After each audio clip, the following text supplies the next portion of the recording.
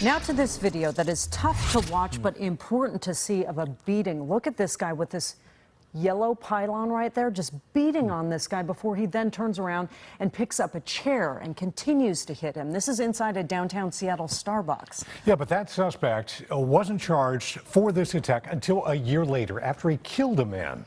Cover 7's Dee Dee Sun spoke to a woman who believes if this crime had been prosecuted quickly, her son wouldn't be dead. He was known for his humor. Kim McComb-Buehler is finally ready to talk about her son, Colton. He would just do anything to make anybody happy. Ready to talk about his violent death. It hurts. More than 5 years have passed since Colton McComb was stabbed by a stranger, bled out, and died on the sidewalk in front of this Macy's. Time has not eased his mother's pain. I miss his laugh. I miss hugging his children, playing with his children. His daughter, Sophia, is now 10 years old. He would always take me to the zoo and to the aquariums. That was her daddy. It's the only daddy she's ever going to have.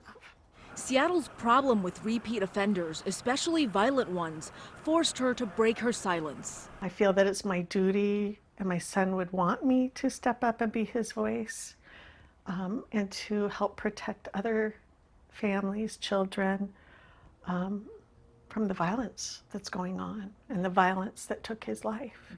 This man, 22-year-old Victor Tahir, was convicted of stabbing and killing her son. The crime happened September 30th, 2014. Kim says he never should have had that opportunity. No, Dee Dee. As a matter of fact, he had committed a crime 364 days prior to the murder of my son. That crime, a brutal beating at a downtown Seattle Starbucks. Prosecutors say this man holding the yellow cone is Tahir. He uses it to repeatedly hit the victim.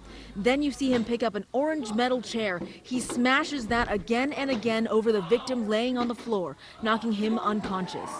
Police say at the time Tahir was well known to them, homeless with a long, violent criminal history, someone who spent most of his time on the streets of downtown Seattle. But for some reason, prosecutors did not charge Tahir with assault in this case. Court documents say this case was sent to the King County Prosecutor's Office for a filing decision, but was apparently not logged in for review.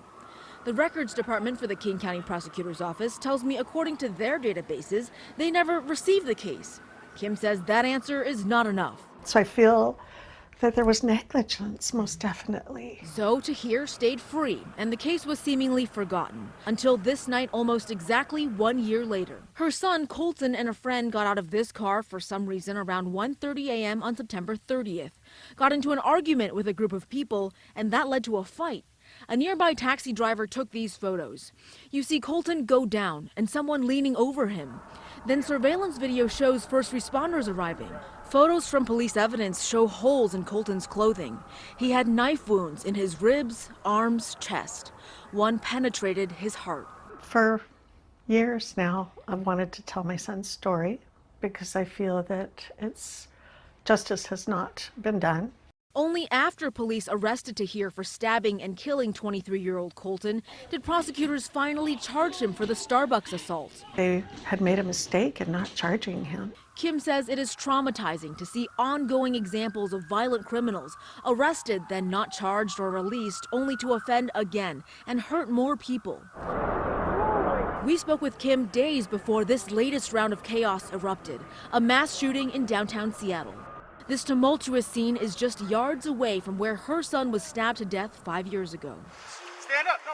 Then there's this case from July last year, where police say this man stabbed 3 random victims outside the Nordstrom flagship store. He had been released from jail earlier in the year after attacking a woman at a mental health facility. Another case last year, this suspect who beat a homeless man unconscious with a cone, then a month later randomly attacked a woman who was attending a conference at the downtown convention center.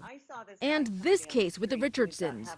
The couple from Portland, Oregon was visiting Seattle for a Mariners game when this man attacked them with a baseball bat, breaking James's jaw and giving Melanie a traumatic brain injury. That suspect had been released from jail 10 days before the attack and has a history of assault and mental health issues. We can't make those type of mistakes when we're in a position of authority and justice. After her son's killing, the torment continued. The The second-degree murder charges filed against Tahir got pled down to second-degree manslaughter. Utter just disbelief. We were in shock. That's not justice for my son.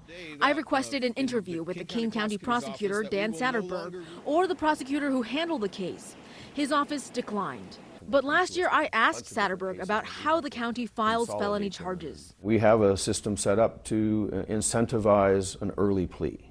And so we will file conservatively up front, expect someone to take responsibility early on, and then not have to go to trial and face all that expense. Kim is convinced the manslaughter plea for Tahir, the man who killed her son, came from that conservative filing philosophy. Tahir spent 1 year, 7 months in prison for his role in stabbing and killing Colton. Since then, the Washington State Department of Corrections tells me he's been in and out of custody 5 times for supervision violations.